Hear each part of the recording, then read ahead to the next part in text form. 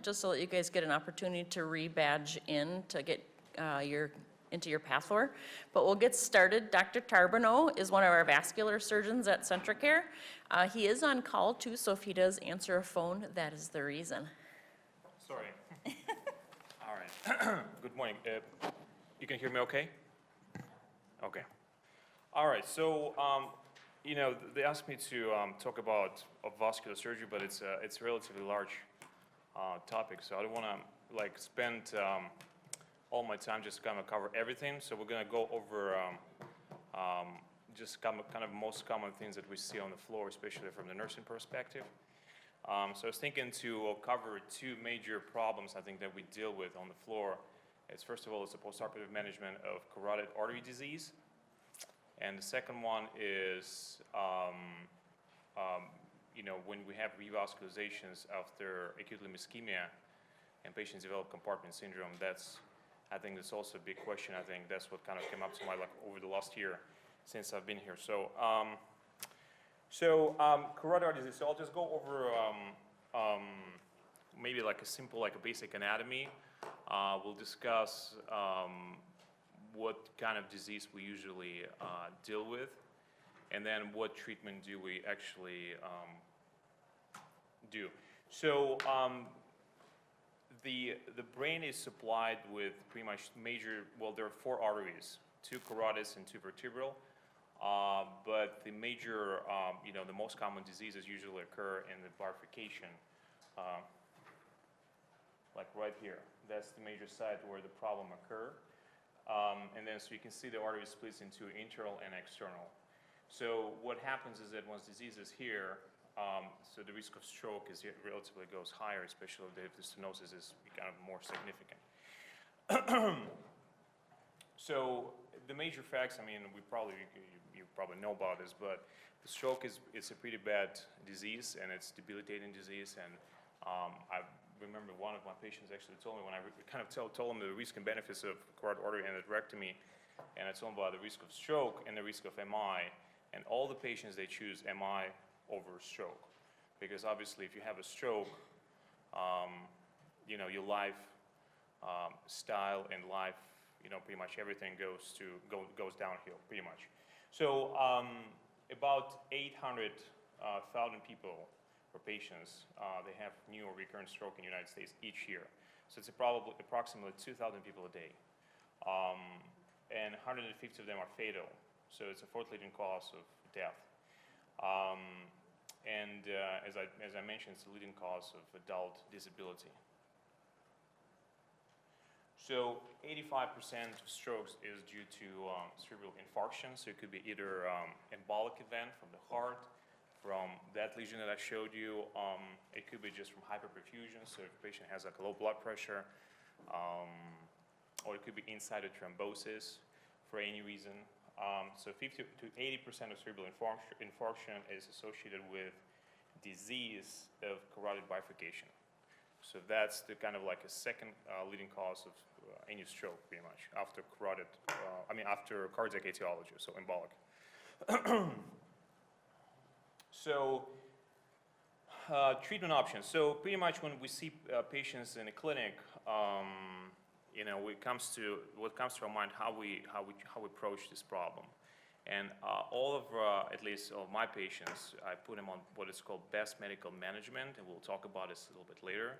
But all of the patients, and especially if you see them on the floor after carotid artery endarterectomy or after TCAR, those medications I'm going to talk about a little bit later, they have to be on, kind of patient have to take it after, even after operation as well. And then there are three major treatment, like surgical options for this disease. So number one, it's still gold standard. It's old school surgery, but it's still considered to be the best treatment is open carotid endarterectomy. So we still do them. We're going to do them. It's not going to go away. We're going to talk about this a little bit later. I'll show you like small steps. The next procedure is a carotid artery stenting. It's still out there, but the favor kind of like is limited now because of some complications that go with this procedure. And the third option is transcarotid artery revascularization, which is a novel technique. It's been out there maybe for 5 years. Now they come up with 5-year actual outcomes and see what is happening. But so far, the results from this procedure is pretty good. So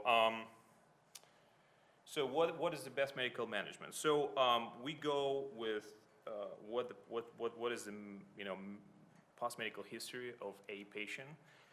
So depending on that, we go with the best medical management. But the most medications are antiplatelet therapy. So it's either aspirin or aspirin and Plavix.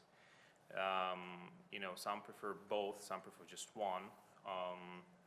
It just depends if the patient is symptomatic and had a history of stroke. Probably most of the doctors will put them on aspirin and Plavix, but the data is very conflicting. There is no like right or wrong answer, but aspirin is a must. It's either 81 or 325 milligrams, it doesn't matter, but they must be on like for the rest of their life. Antihypertensive therapy is very important because with the blood pressure fluctuations up and down, you increase the risk of hypo and hyperperfusion of the brain, especially after this operation. So that is very well established or documented fact that it can actually cause a stroke, especially in the post-operative period. Treatment of diabetes, recommended hemoglobin A1C should be below 7 for all of these patients because diabetes increases the risk of peripheral vascular disease, including carotid artery disease. Smoking, yeah, it's no brainer. Obviously, patient needs to quit smoking. None of them do, unfortunately, but we talk about this obviously. And statin therapy is a must as well. So all my patients, I put them on either, usually I prefer max dose, but not all of the patient can tolerate it, especially with, they usually develop either muscle cramps, most commonly, so sometimes you have to put them on a lower dose, but it is a must because statins, they kind of stabilize the plaque in the carotid artery and decrease the chances of embolization or stroke in the future. So that is considered to be best medical therapy. So all of the patients, regardless whether they have an operation or they don't have an operation, they have to be on it. So as an outpatient treatment or inpatient treatment, doesn't matter. So now, what is the indication for the operation is, so I simplified this, there is a lot of details into it, but if the patient is symptomatic, meaning that had a history of TIA or history of stroke within a year, and the lesion is 50% and above or more, then they have to have an operation. Well, you offer them the operation, but whether they would want it or not, it depends on the patient. But usually that's the national recommendation, 50% and more. If patients are asymptomatic, but the lesion is more than 80%, the stenosis is more than 80%, it's also recommended to have an operation.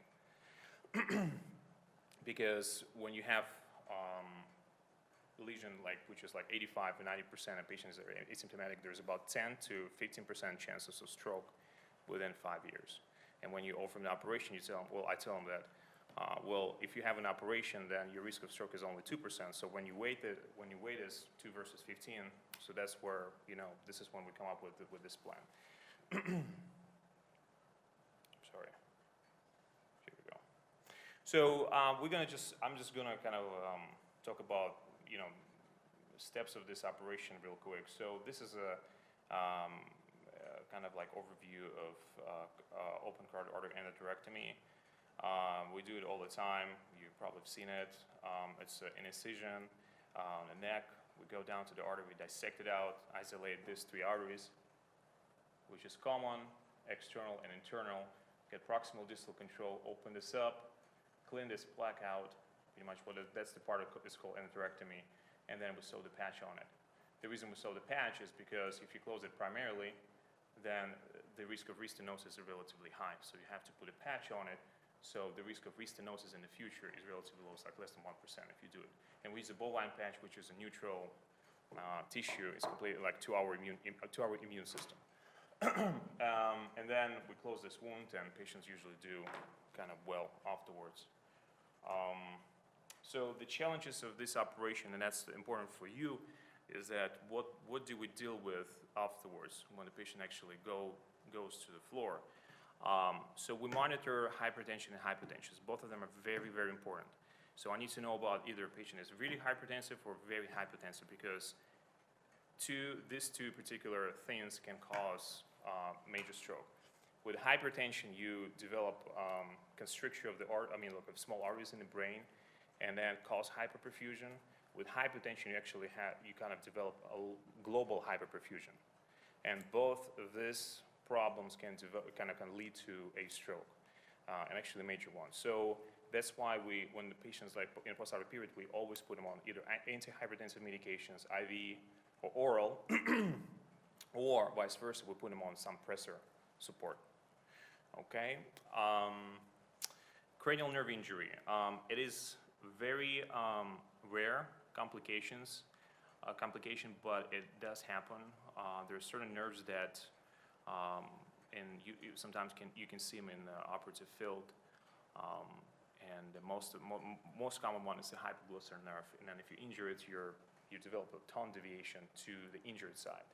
A lot of times you can see voice changes. For example, patients develop like a hoarse voice or high-pitched voice, or problem with swallowing. All this kind of stuff is important for us to know because that will affect the patient's recovery and the treatment in the future. Stroke. Stroke can happen after the surgery, especially with the first 30 days after the operation. The risk is still small. It's about 2% after open surgery and about 1 to 2% after end of vascular operation. But it does happen, and obviously, we all know about signs of stroke and stuff like that. So if the patient does develop signs of stroke, we need to know about it. Hematoma is the big one we're going to talk about. Is MI. MI usually does not happen within the first 30 days, but it's a major cause of mortality for these patients. So if you're, if you think about it, the peripheral vascular disease, it does involve not just only carotid artery, but also involves coronary arteries. So the risk for them to have an MI is relatively high, and the number one cause for mortality or death is an MI in the future, usually the long term. And then reperfusion syndrome, it's also a big one. I always talk to my patients about it. It usually happens within 72 hours after operation.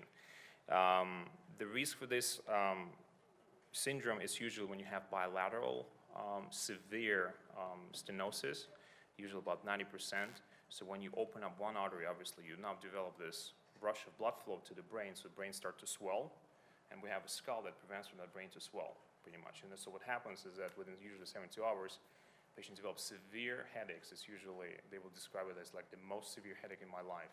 And if they do develop that, they need to come to the ER right away because the treatment is usually medical. It's a blood pressure control, believe it or not. But because they develop like pretty severe hypertension, the blood pressure goes like to 250 over 100 or like all over 7. So if you don't treat it, they develop major hemorrhagic stroke and they usually die from this. So it's a major thing.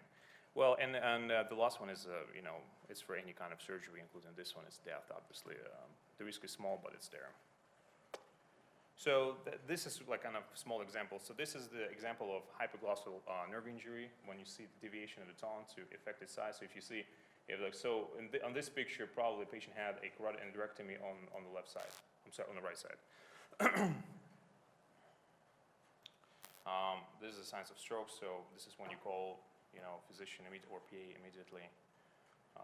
And that's the major one I was going to talk about. So if the hematoma happens after this operation, but the problem is like hematoma for this particular region of our body is crucial. So if they do develop this, what happens is that you have limited space in the neck and growing hematoma. And then what happens is start compressing on airways, and the patient kind of start complaining, okay, I can't breathe.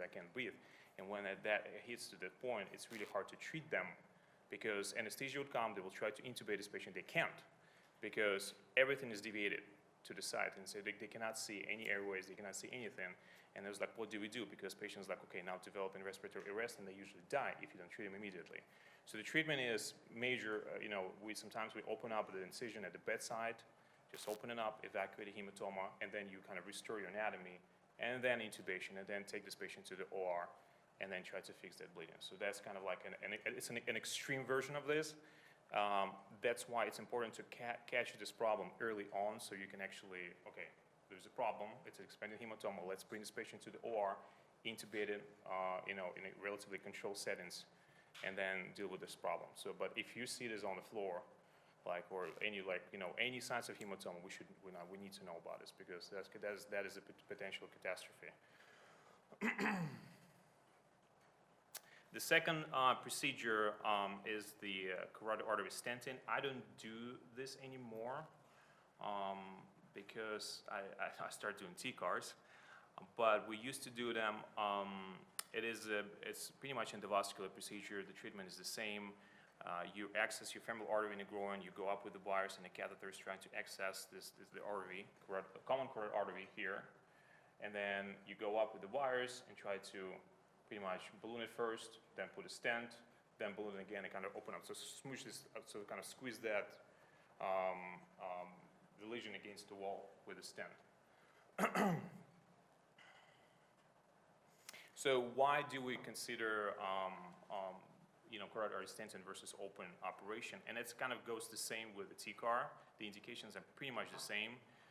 You want to avoid general anesthesia. Someone who is relatively sick, has post-medical history like severe, like CHF, recent MI, recent stroke, stuff like that, then you want them to be under conscious sedation. That's the perfect indication for stenting.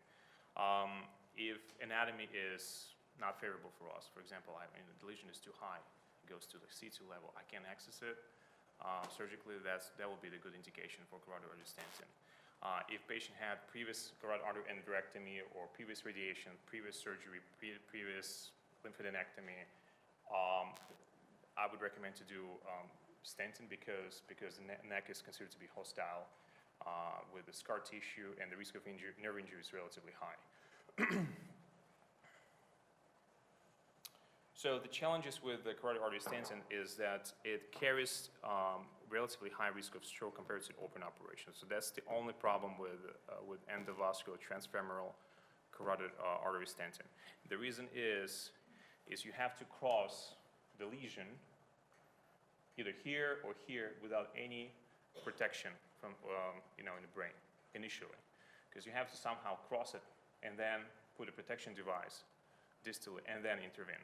So that one little thing can cause dislodgement of the plaque and cause an embolization and stroke. That's the only problem with this procedure. It's still considered a bit safe, but if you compare this particular endovascular procedure versus open, that's when you tell the patients, okay, the risk of stroke is slightly higher compared to open operation because of that. And then but you still tell them, okay, if I do the open operation, the risk of MI or risk for you to die is relatively higher compared to this. So kind of let them to decide. This slide kind of shows, kind of a diagram of like, so now vascular world kind of moves towards endovascular portion versus open. So pretty much all these problems, aneurysms, carotid artery disease, aortas, PVD, they're all treated either endovascularly now or with a hybrid approach. Okay. And that's like currently only 10% is treated with the carotid, for the carotid artery disease, only 10% is treated endovascular, and 90% still do open carotid endarterectomy. That's the national data. So that's kind of like summary of what we just talked about and comparison between open and endovascular treatment. So in general, if you compare, I just want to kind of repeat myself probably, but in general, if you want, with endovascular procedure, the risk of stroke is higher. With open, the risk of MI is higher. And that's it. So that's the only difference. With the TCAR, so now we're going to talk about TCAR. So that's kind of like a small little picture of what it is, what you see in the wound pretty much. But that's actually the good picture. So what do we do is, right here, well, I started with the venous access first. So we have to put a sheath in the vein, and it's a working sheath, so it's kind of like a catheter. Have you guys seen a sheath, like a working sheath? I know some of you did, but like, do you know what that is, the sheath? So it's like a small catheter you place in the artery or vein and try to work through it. So that's one thing. The second one, I do the cut down to the common carotid artery, very close to the clavicle, okay? So it's like way low, all right? And then, so you go down to the artery, and then you find it, you know, to get the proximal distal control, then you access it with another sheath, okay, another working sheath, okay? And we do this under fluoroscopy, so I can see exactly where it's going, okay? And then you connect this sheath to this one right here, okay?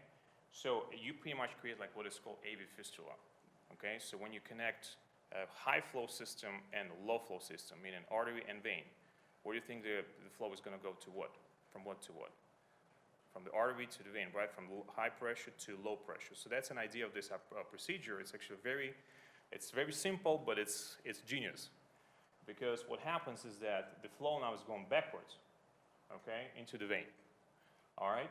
So now we have an enhancement here, which is like a small little filter and a pump.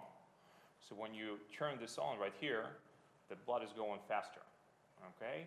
So once we connect this, then we would start intervening. And now we cross the lesion with the brain protection because now the blood is going backwards and the risk of embolization is relatively low. It's almost zero. So that's the difference between this and the vascular stenting that I just talked about, okay? So once, you know, we cross the lesion, we put a stent and we close the artery and then the procedure is over. So it takes about usually less than an hour to do this operation. That's kind of a diagram of showing the difference between TCAR, and that's the most recent data. So the risk of stroke is only 1.4% compared to open operation, which is 2.3%. Still low, but that's the difference.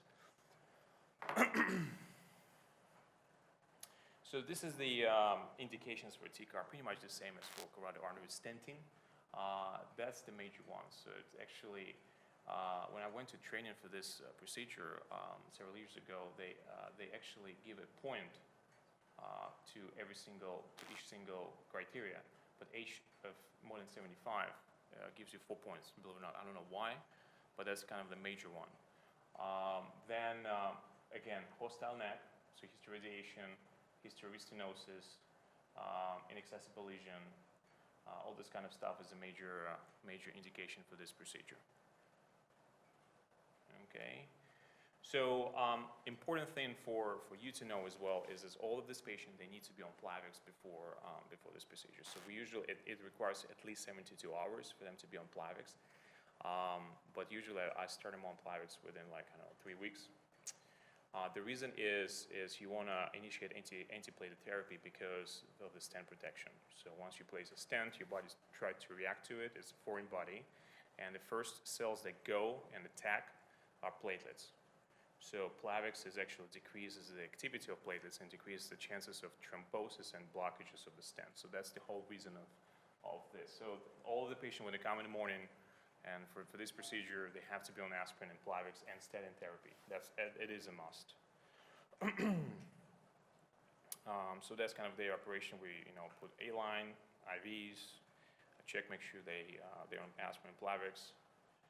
And this is a post-procedure. So usually we send them to progressive floor for 24 hours.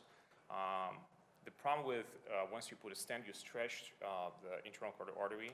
And so those baroreceptors that are in internal carotid artery, they kind of like become dysregulated, I would say. So the auto regulation that we have, it's gone because of the stent. So they usually develop pretty severe hypotension. So the blood pressure usually goes down, at least in my experience, but it's actually well documented. So someone who's got a baseline blood pressure of 170 over 80, they start having a blood pressure of 130 over 80 or whatever in postoperative period. So usually my criteria is 130 and above, but then if they develop like hypotension of like 190 and below, they have to be on pressors for 24 hours and let their body to adjust to a change. And then the rest of it pretty much is the same as for open carotid artery endarterectomy. So I've heard a bunch of a lot of questions regarding venous access site. So it's venous. So if they develop, it is very rare that we develop hematoma. We don't care for that site as much as compared to arterial site. We usually hold the pressure for 10 minutes, and that the venous puncture is usually recovers or heals pretty quick. So usually there is no issues with that. most of the time we watch for the incision side where they can develop hematoma, because this is where the artery is, okay? So the bottom line is, the blood pressure monitoring, check for signs of stroke, neck hematoma. Groin hematoma, as I mentioned, is easy to treat because it's a venous side. Nerve injury is relatively low after TCARs because we access the artery, close to the clavicle, and the only nerve there is vagus, which you can see clearly, and it's not injured. And the management, all the patient in postoperative period, they have to be on best medical management, as I mentioned. So after CA, at least aspirin and statins, but after TCAR, they have to be on aspirin and bladders, both. So before we go to compartment syndrome, any questions regarding TCAR? Anything that you guys need to know about more or less? I don't know. All right, so compartment syndrome. So that's another major problem that we deal with, especially if someone comes in with acute limb ischemia for more than 6 hours usually, and then we're trying to do revascularization, get a clot out, or do the bypass, and then within the next 12 hours or so, they start developing severe pain in their leg, and we all think, okay, this is good, you have a feeling back and whatever, but it's not good at all, because that can cause major problems. So what is the compartment syndrome? The definition is, it's there, but what happens is that you have your muscles within a compartment, right? It's surrounded by the fascia, and then once you get your reperfusion going, your blood is going in, your muscles start developing edema, they swell, okay, and the fascia that surrounds the muscle that actually prevents from that muscle to swell more.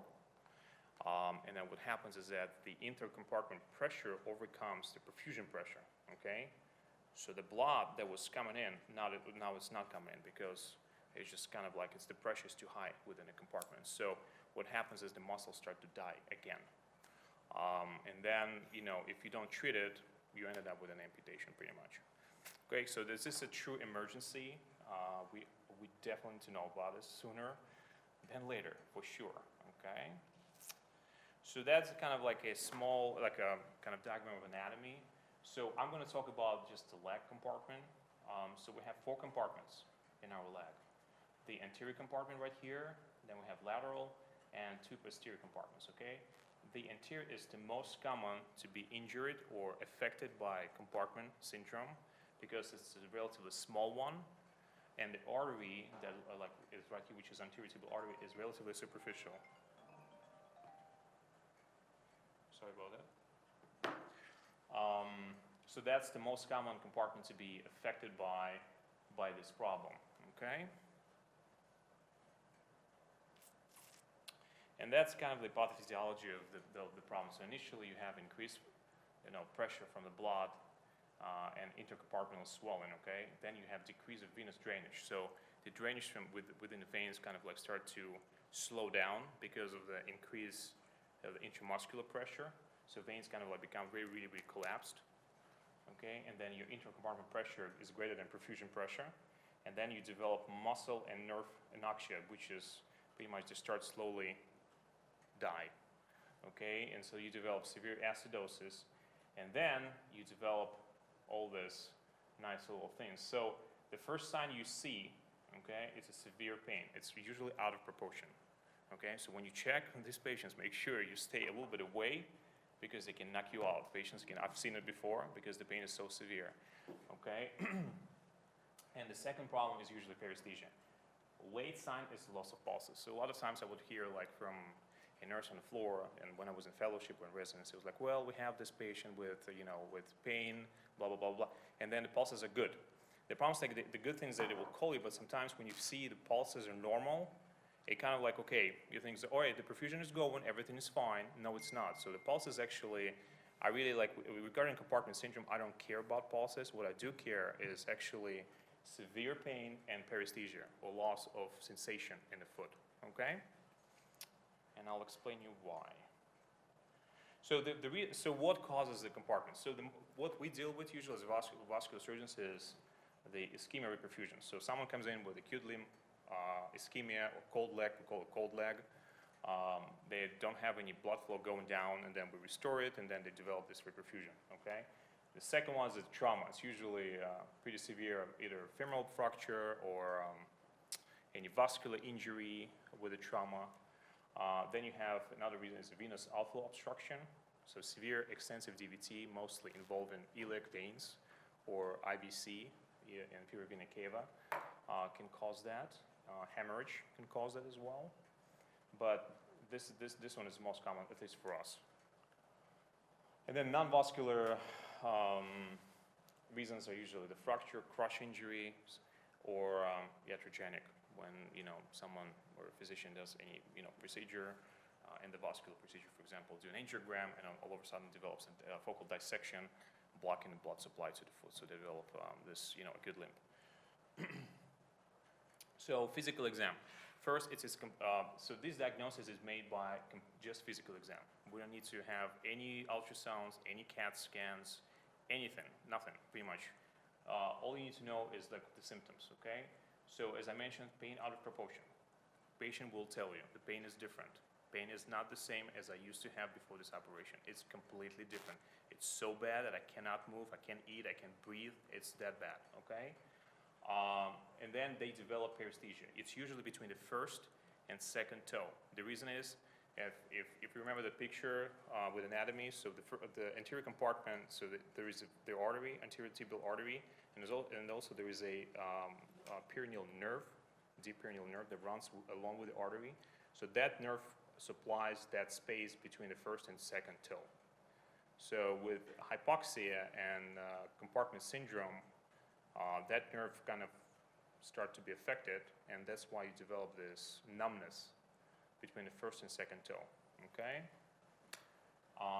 And then pain is usually worse when you try to move their foot. So this is when you want to be kind of like, okay, can I touch your foot, but you want to stay away from them, okay? Because they can, seriously, I've seen it before multiple times. They can actually hit you. So, and pulses can be present. Usually they're pounding, actually. They're so good, foot is perfused, you're not worried about it and stuff like that, but no. It is actually, that's the problem with this disease. It's a very tricky disease. So the prevention, so how do we prevent? So obviously maintaining a normal blood pressure, it's important. So kind of like avoid hypertension mostly. Removing any constricting bandages. A lot of times you see those ACE bandages, so I would remove them. If you're ever concerned about this, just remove them all and just let it be. Maintain the limb at the heart level, it's important, so you kind of equalize the inflow and outflow from the heart towards the limb, okay? And obviously supplemental oxygen just to kind of increase the perfusion or delivery of the oxygen to the tissue, okay? So the systemic sequelae from this, so if you have, let's say a patient has a compartment syndrome, so what usually happens if you don't treat it, and the patient develops hyperkalemia from muscle cells to kind of die, and then the potassium that is usually inside the cell is being released into the blood, okay? Then myoglobin as well is from the dead muscle, okay? And the myoglobin actually goes into the kidney and causes nephrotoxicity because it blocks small, tubules and decreases the because our kidneys pretty much they filter blood, and then what happens is the myoglobin actually blocks all of it. So what happens is that they develop acute renal failure, and the treatment is usually just hydrate them as much as possible. Okay. All right. So the criteria for fasciotomy. So once we know that the patient has compartment syndrome, so now we need to figure out like, well, the patient does have like a true compartment or not. And then so usually the symptoms are, as I said, or criteria is usually tense compartment plus pain with passive motion of muscle, okay? So when you see this is the most common exam that we do, is just try to move their first toe. And when you do like passive movements, there's like, they just start screaming from the pain. Okay, and then paresthesia, we talked about this. And these are major criteria for us, mostly for physicians. So, like let's say if someone comes in with acute limb ischemia more than 6 hours, I know for sure I'm going to do fasciotomy at the same time of the operation. It's kind of like a just preventive thing. because the time is crucial for them usually. If I have like combined injury, venous and arterial, I would do fasciotomy as well because I know that inflow and outflow are kind of compromised. Phlegmatia cerulean, that's the venous outflow problem usually. So patients comes with like a blue, purple leg and they also scream from pain. It's a major problem as well, but you have to fix the outflow too along with it. And crush injury. Okay. So those are small little pictures. Here is the cerulean phlegmasia. That's kind of an example. And then once you do the fasciotomy, the leg looks like that. Okay, so you kind of increase the outflow. These are examples of crush injury and femoral or bone fracture. So once you see this, if someone comes into the emergency room with a foot like that, it's too late. There's no matter what I do, whether I revascularize it or do anything, it's too late, unfortunately. But here it's relatively salvageable, and you do fasciotomy if it's more than 6 hours problem. Dr. Ojo. All right. So as I mentioned, the diagnosis is clinical or physical, based on physical exam. You don't need to do any studies. However, you can measure intracompartmental pressure. And once you measure that, you just take your this pressure and minus mean arterial pressure, and this is what you get. And based on that number, you decide. It's kind of like it gives you a relatively objective data whether to proceed with the fasciotomy now versus you can wait a little bit. But usually I go by the physical exam. You cannot miss it. Okay. That's the small picture of what do we do. So usually there are 2 incisions, one on the medial surface of the leg and then one on the lateral. You want to release all 4 compartments. It's very important to all 4 compartments. 4 compartments needs to be released. The major one, anterior and lateral. Anterior is the most common one. And then we involve with 1 incision on the lateral surface. So on the lateral surface, we release lateral and anterior. And then with the medial incision, we release deep compartments, okay? And this is a little example. This is what you see usually. Little incisions. This is where this hand is actually trying to release a deep posterior compartment right here, okay? And then wound management postoperatively, you've seen it before. I personally put a wound vax on and I don't do anything else because they heal usually nicely within a month. And you see just a nice little scar. That's all you need to do. It's just a major thing. Some people do delayed primary closure. Some people do split thickness skin graft or muscle flaps. It depends on like how the leg is injured or affected by this problem.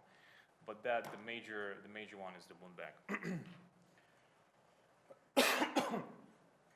So outcomes, if you do fasciotomy early on, if you notice that a compartment syndrome is there within, like, let's say, first 6 hours, then mortality rate is about 11 to 15%. Major amputation rate is 5 to 20%, still high. Okay, it's still high. Wound infection is the major problem. It can be up to 40% if fasciotomy is delayed, because obviously the inflow or blood flow has been kind of limited for a long period of time. Renal failure is the major one. We always want to make sure we check creatinine, GFR, CPKs, all this good stuff in postoperative period. And the neurological deficits, especially related to nerve, because nerves, any nerve tissue is the first one to be affected by ischemia, not muscles, not anything else, but the nerve tissue. So that's why they do develop this problem. And if we do delay fasciotomy, the impaired sensation is the major problem, so up to 70%. Recurrent ulceration and wounds that are coming back after that is a problem. Chronic venous insufficiency and late amputations. So the bottom line, always perform physical exam of the affected limb in postoperative period, especially if we do revascularization for acute limb ischemia. So that's so once you go and check, pulses, signals, whatever that is, make sure we kind of palpate their leg and make sure they're doing okay. Because once you palpate, it's like, oh my God, this hurts. That's important. We need to know about this. Because the sequela, if we miss compartment, that's the major thing. What can happen is this. So patient comes into the ER and you try to save the leg, all right, and do all we can, or sometimes we spend 6 or 10 hours to do and try to save their foot, and then we miss just a small little thing like a compartment syndrome, and they ended up with an amputation. So time is critical, that's for sure. So if you do fasciotomy within 6 hours after recognition, then the risk of amputation is only 5%.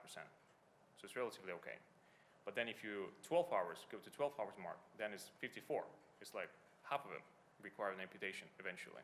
And if 36 or 3 days, then it's day and a half, I'm sorry, then it's almost 100% of the, for the amputation. So delayed fasciotomy can cause vulcan contracture, which is, you've probably seen it.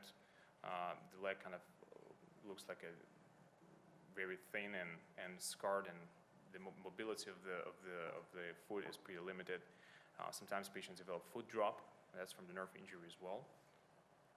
So that's it. Any questions?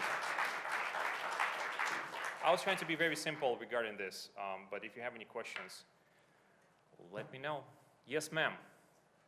After a fasciotomy, would you send a patient out of the hospital with their backs on, either a nursing facility or home? Usually they do require to go to some form of rehab because of the, not just the fasciotomy, but because of the extent of the operation. So most of the time, I would say 99% they go to rehab. But if they do go home, then they will require some home health for wound vac, 3 times a week usually. And then so the back dressing, how long would you keep that on there? Usually, probably months, 1 month probably. Oh, 1 month. Mm-hmm. Yeah. Any other questions? All right. Thank you.